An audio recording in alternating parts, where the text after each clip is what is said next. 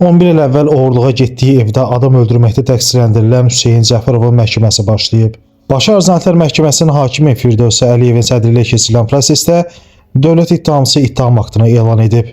İstintaqla müəyyən edilib ki, Hüseyn Cəfərov dostu Ozal Orduxanlı ilə birlikdə Əhməd Əhmədovun evindən maddi ehtiyacları ödəmək üçün telefon qurğuları oğurlayıb sataraq maddi qazanc əldə edəcəkləri barədə razılaşıblar. Onlar birlikdə 19 noyabr 2014-cü il tarixdə saat 19 radələrində Əhməd Əhmədovun yaşadığı ünvanın qarşısına gəlib, tikilməkdə olan hasarın üzərinə çəkilmiş çadırı kənara çəkərək həyətə baxış keçiriblər.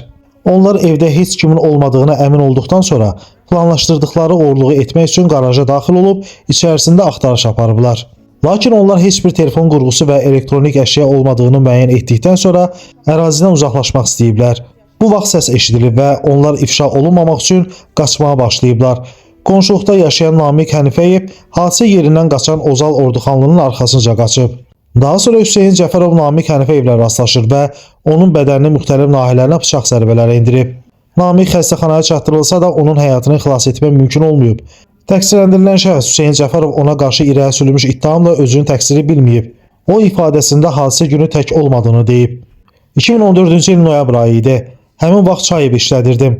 Sinif yoldaşım Ozal dedi ki, qohumu Dubaydan yaxşı bahalı telefonlar, elektronik əşyalar gətirib. Malları da həyətlərindəki qarajda saxlayırlar. Gedib onlara oğurlayıb sataq, belimizdəki borc xərcimizi bağlayaq.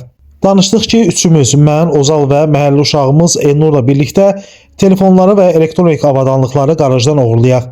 Gecənin düşməsini gözləyib həmin evə getdik. Üstümüzdə özümüzlə heç bir kəsici alət götürməmişdik. Həyət çox qaranlıq idi, göz gözü görmürdü. Alışqanlarımızın işığının köməyi ilə Ozal və mən içəri keçdik. Elnura da tapşırdıq ki, çöldə gözləsin, gələn olsa 2 dəfə fit çalıb bizi xəbərdar eləsin. Elnur həyətdəki kolluqda gizləndi.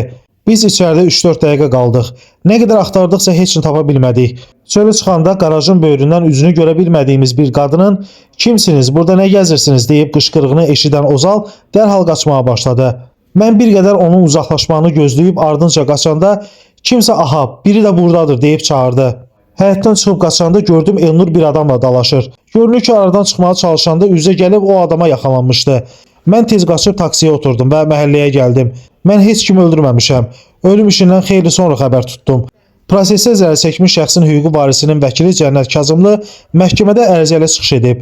Vəkilin sözlərinə görə cinayət işinin əsaslı şəkildə uzadılması, süründürülməsinə yol verilməsi artıq təkcə hüquqi məsələ deyil, həm də bir ailənin taleyinə vurulan dərin yaradır.